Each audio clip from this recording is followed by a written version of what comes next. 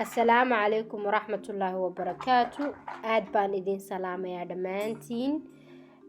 in badan video maan soo gelinin, insha Allah waxaan isku dayayaa in aan hadeed video aan toddobaadkii hal mar soo gasho videogana hadda wuxuu ku saabsan yahay wax yar oo waana ah, taasoo ah qof kasta oo baranaya luqadda Jarmalka inuu kelmadda iyo artikelkiisa uu isku xafido.